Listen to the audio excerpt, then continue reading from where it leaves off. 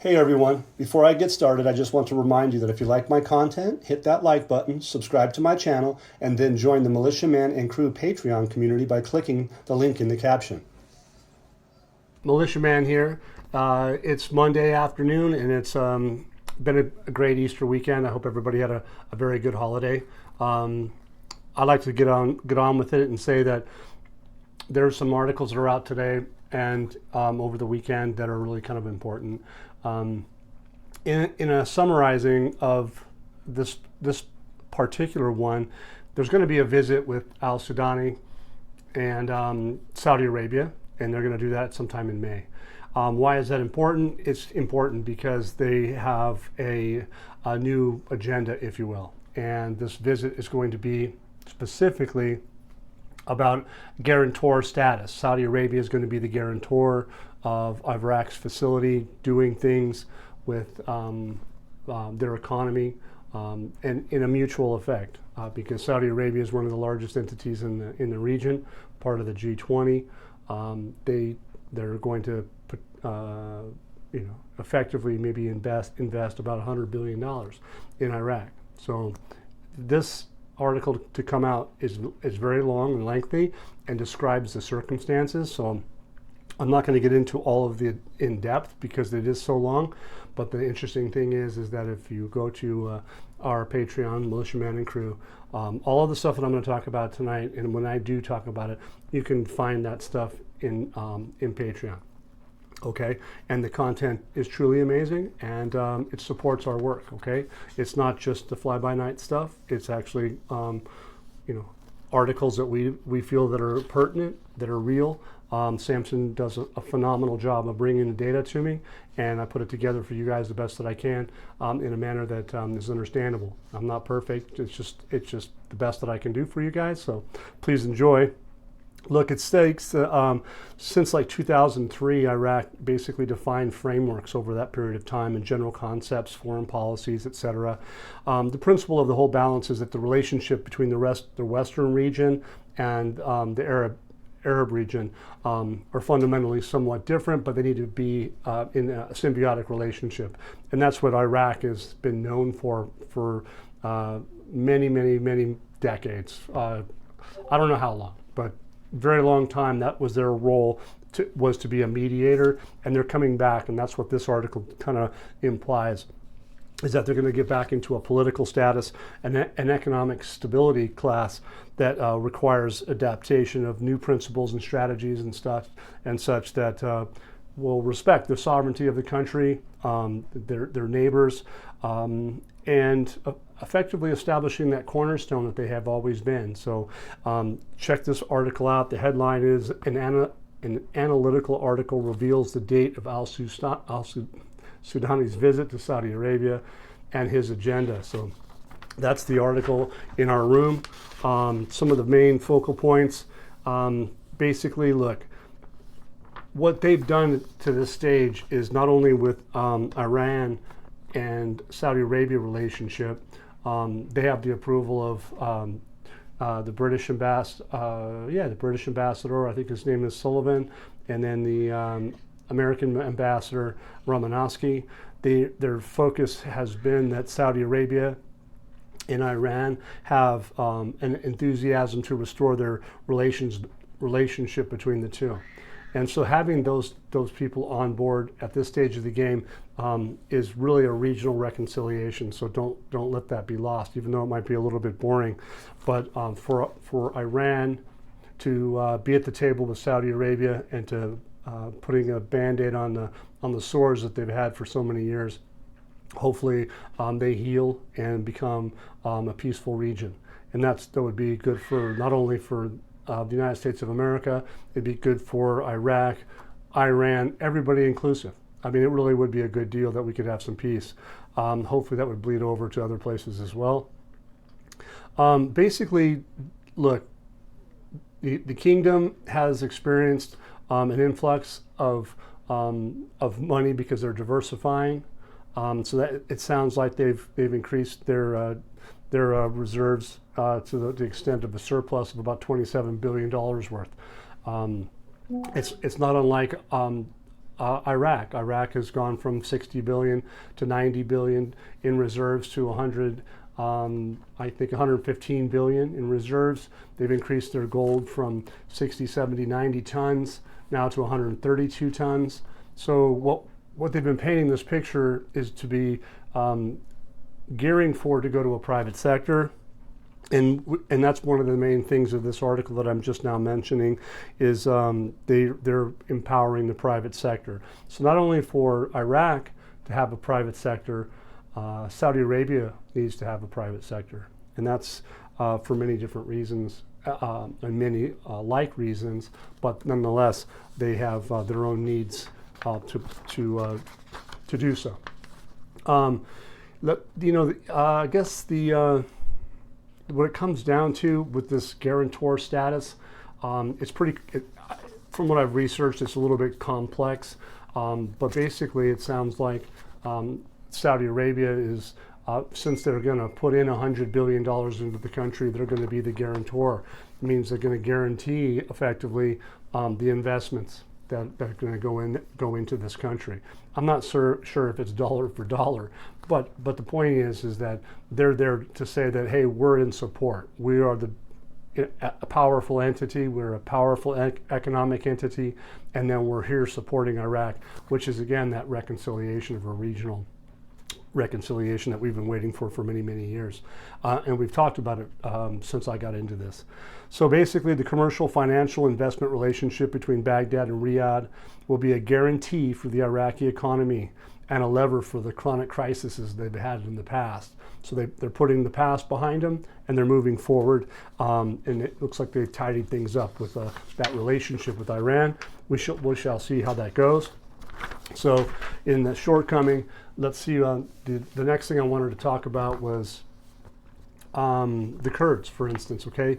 They have a part in this. What they've done in the past, and you'll find this also in our room, it says Mahmoud Othman, the recent agreement between the federal and regional governments are paving the way towards comprehensive solutions. And what are they talking about?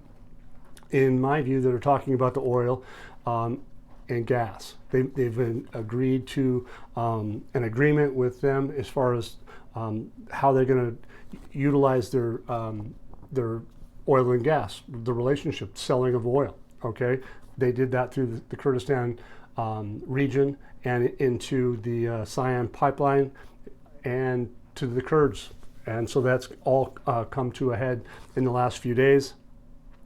And since these new agreements basically will pave the way for future resolutions. So it wasn't necessarily the hydrocarbon law on the table just recently, but that's scheduled to be coming up in the foreseeable future, in the recent foreseeable future, to be talked about in Parliament. So we'll see how that goes. Basically, I guess the agreement basically will enact, which is important, the oil and gas law at the end of the current year. So they're saying that what they've done and what they've set in place will be enacted.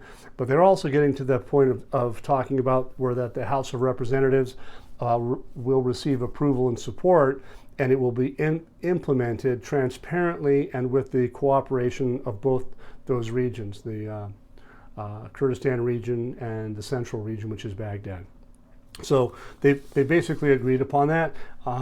I think, in my view, I think they're further along than they're talking about because of the nature of that. What I said with Saudi Arabia, they need to have some agreements on the table for them to have gotten to this far. Then what we have is another article that we're talking about today was Al Sudani. He issues an urgent directive to the office regarding the electronic application form for voting. So, but what that means to me is that his office has been directed to the electronic form to the Council of Ministers for an urgent vote on the budget law and or subsequent laws that he's talking about. It says the Strategic Planning and Federal Service Committee headed by Representative Leila Al-Tamimi met today with Prime Minister Mohammed Shia Al-Sudani in the file of the program, the government program, and the federal budget law.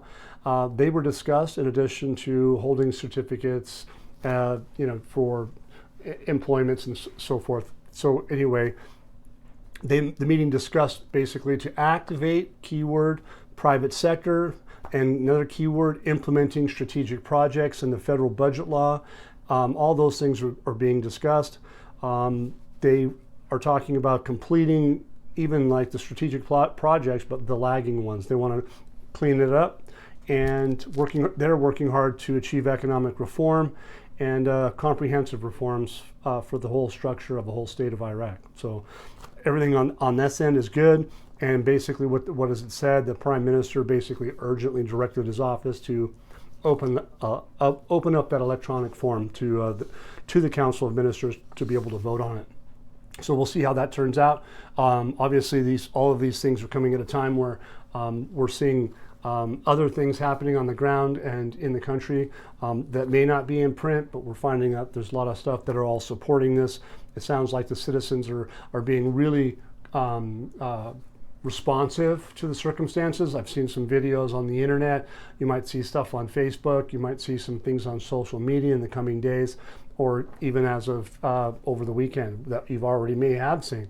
Is that where I'm getting at is that the citizens are aware of, again, al-Sudani once again has said some things. But prior to this, the ambassador to Iraq, the ambassador to Great Britain have all been out and about supporting the economic and financial reforms of the country. Our USA ambassador, she's been out and basically specifically stated things that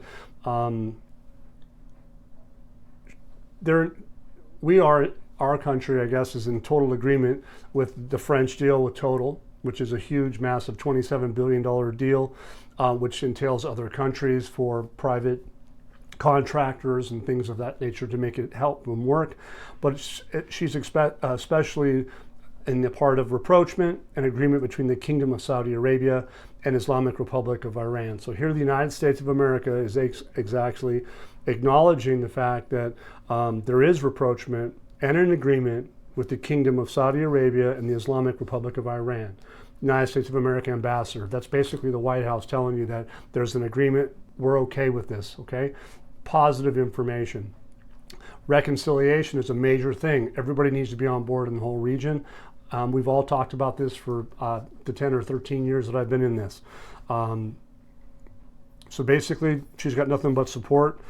Her words for her part, the ambassador expressed her support for these agreements concluded by the government, so there was an agreement, concluded, done, whether on the internal or external level. Look, these guys don't want external. They want to majorly keep in mind that if it's agreed upon within the internal, that's the main important part. Having support from the outside is not a bad thing, but they want to make sure that everybody on the internal side is in agreement. And what we have here, I think, is that is what we're seeing, an internal agreement with everybody. One of the last things I want to get to is the Sudani, okay? Al-Sudani has stated in the past, I think it's probably back in February, when they changed the exchange rate. They changed the exchange rate from, I think, 14.50, 14.60 to 13.10. I think that was February 7th of 2023. And when they did that, Al-Sudani warned people, says, hey, your dinar are going to be stronger.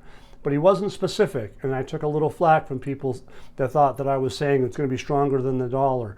And it didn't say that in the article, and I agree with them. And I even mentioned that. I was in agreement with them. But however, let's just go on and see if we were right. Originally, militiaman and crew, we believe that that was in relationship to the dollar, even though it didn't quite say it. But in this particular quote from Al-Sudani, it states, in a previous statement, Al-Sudani urged Iraqis not to acquire the dollar and said, quote, we reassure the citizen not to acquire the dollar because the dinar is strongest. And then this weekend, we see videos of marketplaces. We see the parallel market decreasing, which means that the Iraqi dinar is increasing.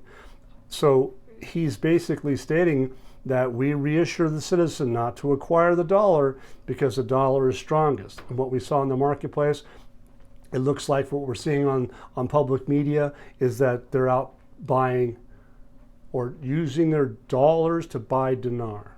Okay? And he stressed that the government provides a dollar at official price so that traders and businessmen can get used to legitimate trade. Well, the legitimate trade is the new platform, electronic platform. I believe they had $200 to $210 million traded in a day, and it was all illegal on the platform, and that means that trade's moving the way it should be, and it should be done legally and properly. So anyway, here again, Sudani is warning the citizens with the implication that dinar is the strongest with respect to the future dollar exchange relationship, and the expectation is there will be significant change in the future in the dinar and that it will be stronger than the dollar. That's what my words, but that's what I feel is the description of what we were said by Al Sudani today. So anyway, everything looks really, really pretty spectacular. I really appreciate everybody being here with me tonight. And I also want to say is that I would be looking at your social media platforms. I'd be looking at the news coming out each and every day to see how the progress is going. But we can see that they have massive inroads, okay? Massive inroads for progress. So please join us with Militiaman and Crew at our Patreon. And we'll see you again soon. And if you like our content, hit that subscribe button. And if you feel like you want to get more content from us and help us support bringing that good quality in, hit that donate button. And we'll be really happy to be here next week.